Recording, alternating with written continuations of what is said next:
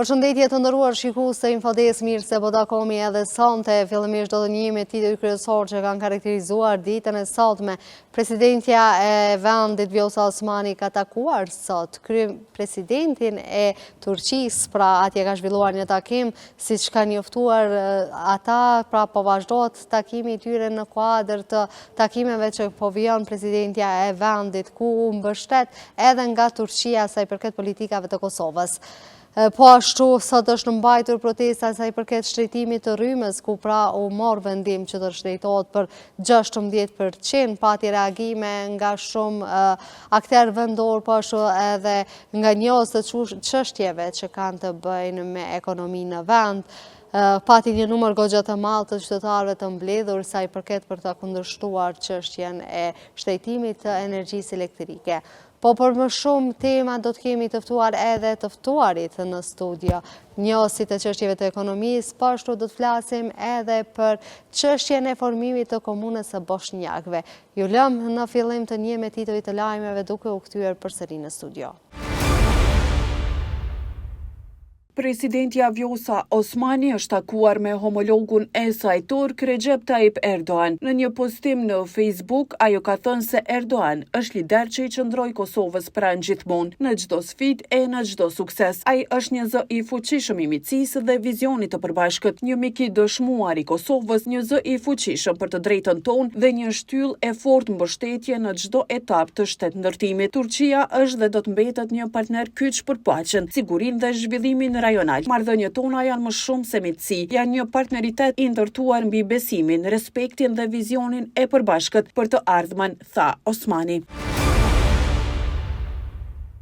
Zyra e regulatorit të energjisë në Kosovë bën të ditur se rritja mesatare e tarifave për të gjitha kategoritë e konsumatorëve, bazuar në të hyrat e lejuara maksimale, është rreth 16%. ZRE të premtën i ka miratuar kërkesat e 3 operatorëve energjik. Për të hyrat e lejuara maksimale, ZRE njoftimin për shtrejtimin e tarifave e bëri pas mbledhjes së bordit nëpërmjet një njoftimi. Regulatori i energjisë propozoi muajin e kaluar shtrejtimin e çmimit të energjisë elektrike në vend për rreth 15%, duke argumentuar se rritja tarifave këtë vit është e domosdoshme për shkak të uljes së prodhimit të energjisë, rritjes së konsumit dhe varësisë së madhe nga importet me çmime të larta. Të hyrat maksimale për kompaninë kosovare për furnizim me energji elektrike janë 435 milion euro, përkundër që kërkesa atyre fillestare ishte 447 milion euro. Ndërkaq ZRE vendosi që të hyrat maksimale për kompaninë për distribuim të energjisë elektrike në Kosovë për vitin 2025 të jenë 180 milion euro, ani pse kërkesa atyre ishte 180 milion euro. Në anën tjetër, të hyrat maksimale për operatorin e sistemit, transmisionit dhe tregut u vendos të jenë 101 milion euro. Megjithatë, ai nuk pranoi të jap një përqindje të saktë për rritjen e energjisë elektrike në vitin 2025, përkundër insistimeve të madh të medjave. Madje ai ishte i ashpër ndaj medjave, duke ju kërkuar që të largohen nga mbledhja e bordit të ZRE-s.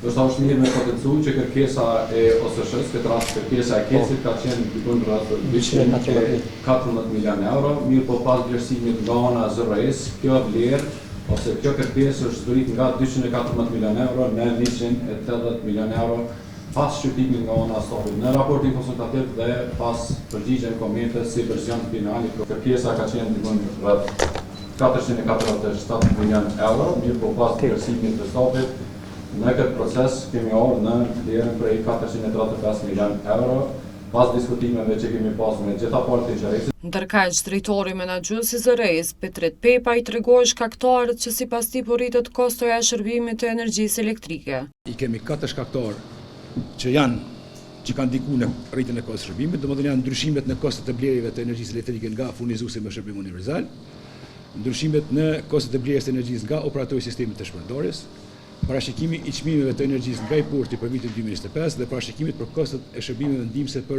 operatorin e sistemit të transmetimit.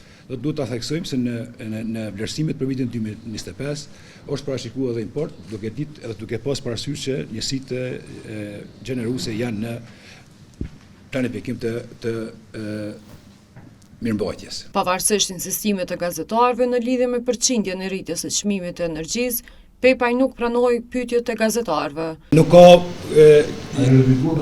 çdo pyetje që keni mundi me dërgu me shkrim, unë i përgjigj. Madje në një moment, kryesuesi i bordit të zëres, Ymer Feyzullahu, kërkoi nga media të largohen nga mbledhja e bordit, derisa nuk pranoi asnjë pyetje nga gazetarët. Kisha lutë gjitha media me na mirë kuptu, me qenë se për shkak të privatësisë, kalojmë në seancë të mbyllur dhe vazhdojmë me pika tjera të renditjes. Më vonë, zërejë nëpërmjet një njoftimi pas mbledhjes së bordit tha se rritja mesatare e tarifave për të gjitha kategoritë e konsumatorëve bazuar në të hyrat e lejuara maksimale është rreth 16%. Regulatori i energjisë propozoi muajin e kaluar shtrejtimin e çmimit të energjisë elektrike në vend për rreth 15%. Si jemi gjenerator të paguajmë faturat tuaja, kush të del për buk nuk të del as drita. Qytetarët nuk janë bankomat, s'po na del për rrym e ju po kërkon 15% më shumë. Fatura jon, pasuria juaj. Rroga s'na del për të jetuar, jo na e rritni rrymën, kjo nuk është jetë, është mbijetesë. Këto ishin disa prej sloganeve të qytetarëve që protestuan për herë të dytë në sheshin Zer Pajaziti në Prishtinë, e deri tek zyrat e SRE-s me prani të policisë së Kosovës, kundër rritjes së çmimit të energjisë elektrike. Njëri nga aktivistët e grupit Asnjë cent më shumë, Besnik Shabiu, tha se thirrja e qytetarëve nga protesta e kaluar shkoi në vesh të shurdhër. Ai paralemroi se do të dërgojnë padi në gjykatën themelore të Prishtinës për rritjen e çmimit të rrymës nga ZRE-ja. Ju shkoi në vesh të shurdhër zyrtarëve të ZRE-s. Në mënyrë të njëanshme, bordi skandaloz i zyrës së rregullatorit për energji vendosi në emrin e qytetarëve të Republikës Kosovës pa i pyetur dhe pa i marrë konsiderat komentet e tyre. Ata sot nuk e përfaqësojnë dhe nuk janë atje për ta rregulluar aspektin energjetik në Kosovë, por janë atje për ta dëmtuar edhe më tutje standardet e qytetarëve të kësaj republike. Edhe një herë nga sheshi Zer Pajaziti ne ja çojmë një selam që këta qytetarë që janë sot këtu, ata që ishin me datën 5 prill dhe shumë mira të tjerë, qindra mira të tjerë e kanë dhënë përgjigjen dhe përgjigja e tyre është e qartë. Asnjë cent më shumë. Ekspertët e grupit kanë fillu përgatitjen edhe të padis. Qytetari Feriz Berisha nga Malisheva tha se shtrejtimi i fundit i energjisë elektrike do të rëndoj standardin e jetës së qytetarëve. Tash ata po bazohen në rrugat veta, valla s'është shtrenjt. Jo, valla është shtrenjt për një pjesë të popullit, mas popullit për një 75% janë për toke, me çdo çmime. Çfarë për llogarit rrugë 350 euro nëse e ka. Të me punu në Prishtinë gjysë e shkon për autobus, e me hangër diçka, pa hangër pa pi s'ka qare. Një po qetë cigare, u kry puna. Mjerim, që kjo qështu shtrejtim e rrugë të pak, kun me sa kërkun sa. Nëse se tja, kjo rrugë së kërmën social janë. Qytetari tjetër Shaban Xhemajla nga Drenasi vajson qeverin për rritjen e çmimit të energjisë elektrike. Ka ushdosht me dorë këtë si gjithë popullore, sepse na po prodhojmë rrymë, po na shesin, na peshesim rrymë në malirat, këta këtë si po na qëtë mashtrajnë. Jënë lodhë populli, me 120 euro penzion, 70 euro i pagun rrymë, çka jesin aty? Vëllai janë për pa dorë këtë populli që të morin vesh. Për pa dorë këtë gjithë popullore dhe më janë zonë derë mi ngulfot, vesh të morin ta, ja, absolut. S'nin ta heq, edhe këtë qeveria i kofohet. Mos më paskon Albini më thonë kur s'kishin rri, s'kishin guxu. Asnjë cent më shumë. Ka paralajmëruar për të marrën protestën e radhës kundër shtrejtimit të energjisë elektrike. Kujtojmë, zyra e rregullatorit të energjisë në Kosovë njoftoi sot nga rritja mesatare e tarifave për të gjitha kategoritë e konsumatorëve bazuar në të hyrat e lejuara maksimale është rreth 16%. ZRE ka miratuar kërkesat e 3 operatorëve energjetik, KEDS, KESCO dhe KOST, për të hyrat e lejuara maksimale. ZRE njoftimin për shtrejtimin e tarifave bëri pas mbledhjes së bordit nëpërmjet një njoftimi. Dhoma e tregtisë dhe industrisë i ka bërë thirrje sërish ZRE-s që të mos shtrejtojë energjinë elektrike. Në ditën kur zyra e rregullatorit të energjisë mbajti mbledhje për të vendosur për këtë çështje, drejtori i dhomës së tregtisë dhe industrisë, Kushtrim Ahmeti, tha se rritja e çmimit të energjisë elektrike në këtë kohë rrezikon vendet e punës. Veç tjera ngrit shqetësimi edhe për procesin e shpejtë të liberalizimit të tregut të energjisë në Kosovë, për çka u kërkua që parlamenti të mirret me këtë çështje. Bizneset dhe qytetarët u tha në konferencë për media se nuk duhet të paguajnë dështimet e institucioneve. Ne nga fillimi jemi kanë kundër, biznesi dhe vetë qytetarët nuk do t'i paguajnë dështimet e institucioneve të cilat për 4 vitet e fundit nuk kanë arritur të rrisin kapacitetet e prodhimit të energjisë.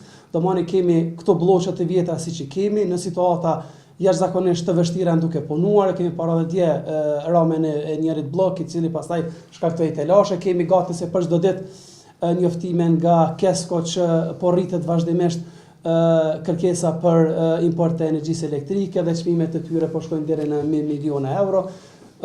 Për 4 vjet institucionet kanë dështuar që të sjellin investime të jashtme. Kemi parë herën e fundit, madje vendi jonë ka qenë i rrezikuar që të përfundojë edhe në arbitrazh shkaku i vendimit të shpejt dhe të pakonsultuar mirë me komunitetin e biznesit. Në konferencë për media, Ahmeti tha se bizneset janë në situatë të vështirë dhe se me vendime të tilla do të pësojë ekonomia e vendit. Po ashtu, kryetari i Kuvendit të Dhomës së Tregtisë dhe Industrisë Hamdi Malushaj ka shprehur shqetësimin lidhur me procesin e liberalizimit të tregut të energjisë në Kosovë. Pa rregullimin e tregut, pa hapjen e tregut, pa kushtet e krijuara në treg, s'ka liberalizim. S'mundet. Kanë dështu shtetet, po ja u numëroj, në Evropën qendrore sot nuk e kanë të liberalizum sepse s'kan arrit me i kriju kushtet. Nuk është Bullgaria s'kam rri, Hungaria s'kam rri, Kroacia s'kam rri, Slovenia s'kam rri, Rumunia s'kam rri. Të gjitha shtetet e Evropës Juglindore kanë dështu në proces. Edhe jo në rikthy me pasojat mëdha. Kosova është vendi më i parregullum për tregun e hapur. Unë kërkoj për kësaj konferencë për shtyp kërkoj komision parlamentar ta shqyrtojnë. Ta shqyrtojnë. Ti bojnë pyetje zërres, cilat komponenta i ki përgatiti. Masi s'ka mujt një përgatit Hungaria, Çekia, Slovenia, Kroacia, kanë dështu Shqipëria, Serbia, ka dështu Maqedonia. Të gjitha shtetet e Evropës Juglindore kanë dështuar në liberalizimin e tregut energjetik. Të gjitha. Heroik sa apo do marr Kosova shkret. Me kanë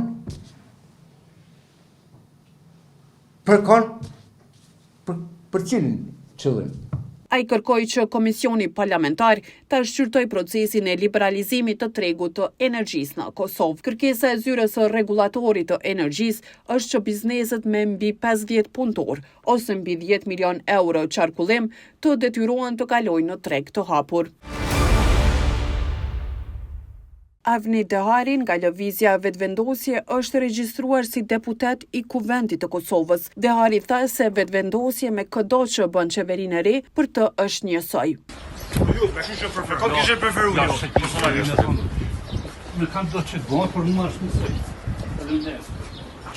Ndërsa edhe dje disa antarë të lëvizjes Vetëvendosje, të cilët janë regjistruar sot si deputet të Kuvendit të Kosovës, janë deklaruar të bindur se ky subjekt i ka numrat për formimin e qeverisë.